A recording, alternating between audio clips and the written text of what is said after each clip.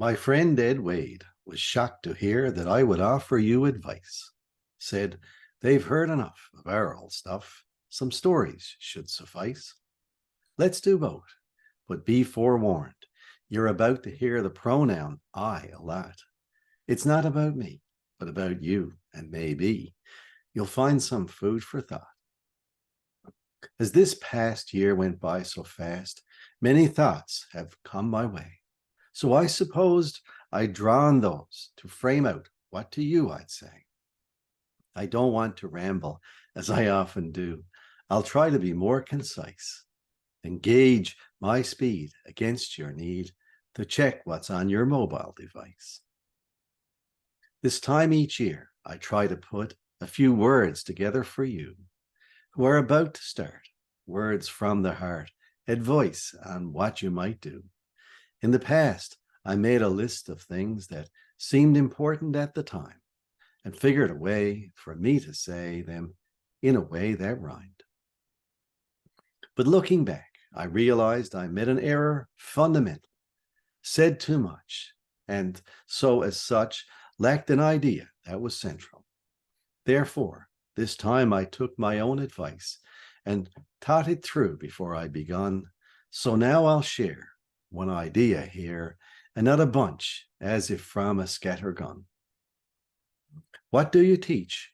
I've often been asked by people I've just met, and that'll be the thing to which I'll cling in the words you're about to get. But first, let's come around to it in a way that makes more sense, for you're all from here, and you know, my dears, that's not how things commence. You see, around here, when you meet someone, first thing they will blurt out is, hello, my son, where are you from? They know people from there, no doubt. Next thing you're asked is what you do.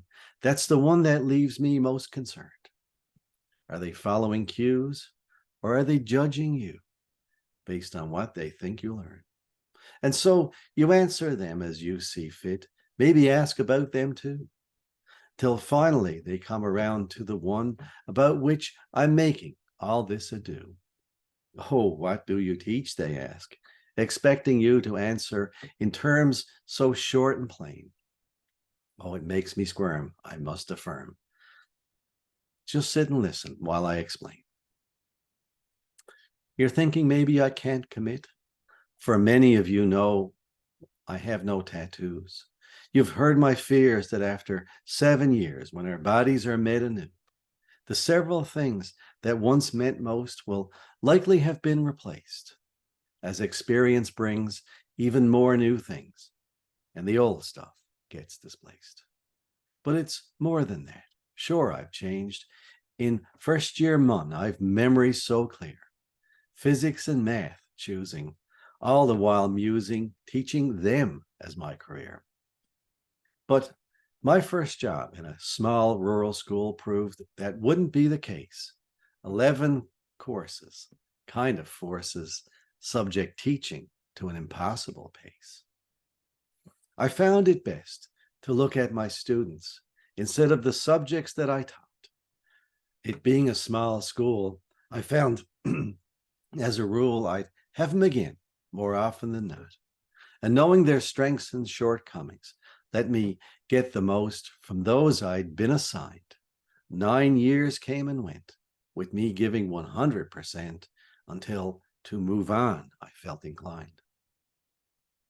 I still recall that day, many years ago, when I landed what was then my dream job, teaching physics and math online. Oh, the stars had aligned for this poor, geeky, bay-dwelling knob. And to my delight, I found things hadn't changed much. I still taught students from small rural schools, taught multiple subjects, and in many respects, still able to use my tried and tested teaching tools. And so the years passed. Every few years brought more change, some good, some bad, some unexpected. I got better, yet I often screwed up, but each time I had more experience thus collected. And so, over time, many things became clearer. That's one gift that experience brings. And what I teach, I now know, and I'll tell you. Although, first let me clarify several important things.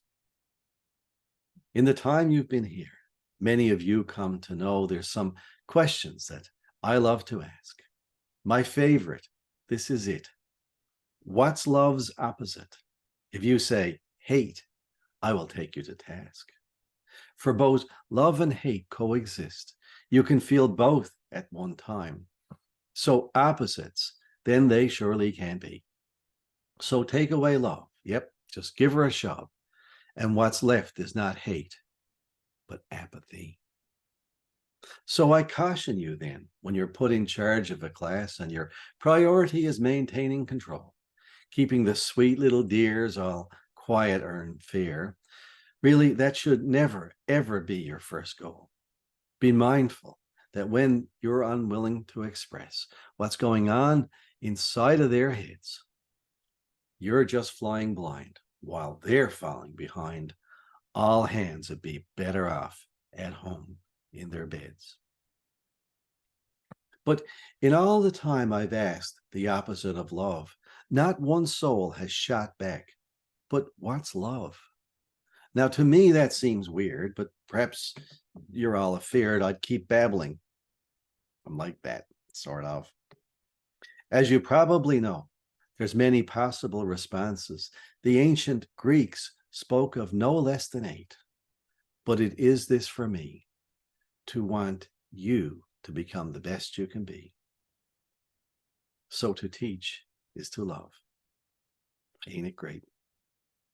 So as you practice your craft and get on with your lives, you'll let students in more and more. And while there are joys you will share, I bid you beware, for they can hurt you right down to the core. And after several bouts of this, you may feel jaded and wonder if it's all really been worth the price. But let there be no doubt, once they're in, there's no out. Been there, and on that I've advice. At times you'll get hurt, perhaps by students you love, or maybe because of the stunned things you'll do. Perhaps you'll be too headstrong. At any rate, there'll be wrong, and that will leave you feeling broken too. When you're down, you've 3 choices of what happens next. Here they are in the order of ease. First, stay down. Don't get up, you poor sweet buttercup. If that's you, best quit now. Do it, please. Second, you can get back on your feet and go on, displaying fortitude and resiliency. But there's a third choice. Become stronger. It's been voiced by sages with some brilliancy. In order to get stronger, first you must get hurt, but work carefully on that damage, I implore, because your strength it will grow, and in time it will show you're far better than you ever were before. After all, there's no sense expecting students in class to always be perfect and bright. Rose-colored glasses are only for asses, convinced their way is the only one that is right.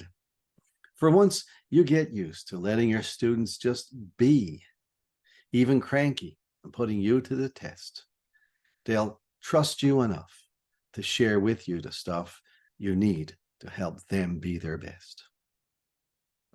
So I know that you're wondering, where's the point in all this? After all, I promised an answer to you, but you made a mistake, said my time I could take, and to me, that's license for some ballyhoo.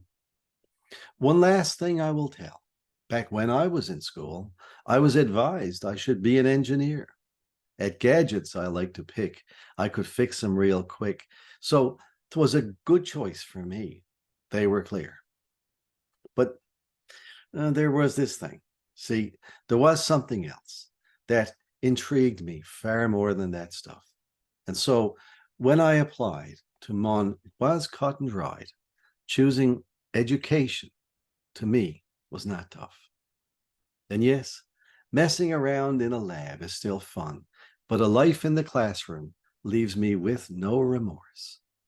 And if you haven't figured out what I teach, there's no doubt I teach students, of course.